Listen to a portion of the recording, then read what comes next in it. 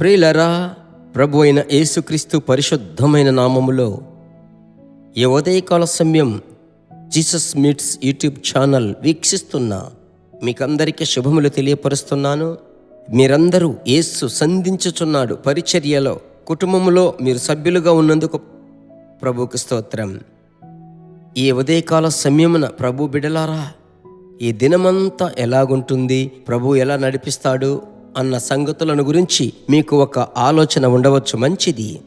అన్నిటిలో దేవుని యొక్క చిత్తం మీ యొక్క జీవితంలో, మీ కుటుంబంలో, మీ ఇంటిలో జరగాలి.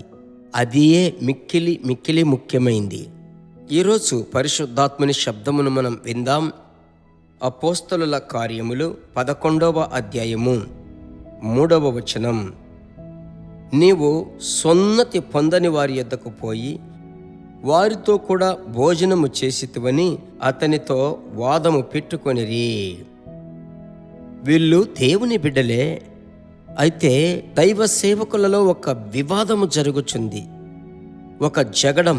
రక్షింపబడి పరిశుద్ధాత్మ అభిషేకమును పొందుకున్న దేవుని బిడ్డలే, అయితే వారు ఒక సమస్యను ఆధారము చేసుకొని వివాదం. ఏమిటా సమస్య? ఈ 10వ అధ్యాయమంతా కొర్నేలి ఇంటిలో ఉద్యమం గురించి మీకు తెలుసు. కొర్నేలి ఒక యూదా మతస్థుడు కాని అన్యుడు. వారి ఇంటిలో దేవుడు పేతురు ద్వారా ఒక గొప్ప ఉజ్జీవ కూడికను ప్రారంభించి అనేకులు అభిషేకము పొందుకొని బాప్తిస్వం పొందుకొని వారితో కూడా భోజనము చేసి మహిమగల పరిచర్య చేశాడు. ఈ సమాచారం పై అధికారులకు తెలిసినప్పుడు, పెద్దలకు తెలిసినప్పుడు అపోస్తలులంతా వివాదము చేస్తున్నారు. ఇది ఒక సమస్య. ఆత్మీయ జీవితంలో నీవు నేను జీవించేటప్పుడు కొన్ని సమస్యలను మనం ఎదుర్కోవలసి వస్తుంది. అయితే ఆ సమస్యల మధ్యలో మనం ఎలాగూ నడుచుకోవాలి, అది చాలా ముఖ్యము కదా. ఇందుకు పేతురు మనకు చక్కటి ఉదాహరణ. 11వ అధ్యాయములోని 4వ వచనము నేను చదువుతున్నాను.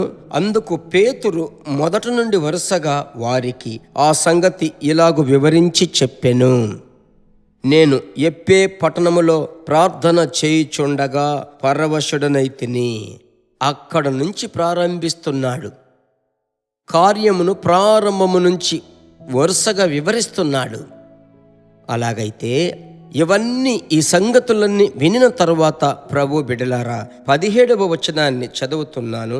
ప్రభు అయిన యేసుక్రీస్తునందు విశ్వాసం ఉంచిన మనకు అనుగ్రహించినట్టు దేవుడు వారికి కూడా సమాన వరము అనుగ్రహించి ఉండగా దేవుని అడ్డగించుటకు నేనేపాటి వాడనని చెప్పాను.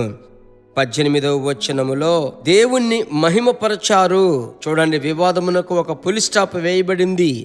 అలాగైతే వివాదములు, జగడములు పెరిగినప్పుడు మీరు జరిగినటువంటి విషయాలు ప్రారంభము నుంచి ఒక్కొక్కటిగా భర్త భార్య దగ్గర, పిల్లలు అందరూ కలిసి వివరముగా మాట్లాడుకోవాలి. వివరముగా వివరించినప్పుడు దేవుని శక్తి వెల్లడవుతుంది. దేవుని బిడలారా, అది చాలా ముఖ్యం. ఎలాగూ దేవుడు నాతో మాట్లాడాడు.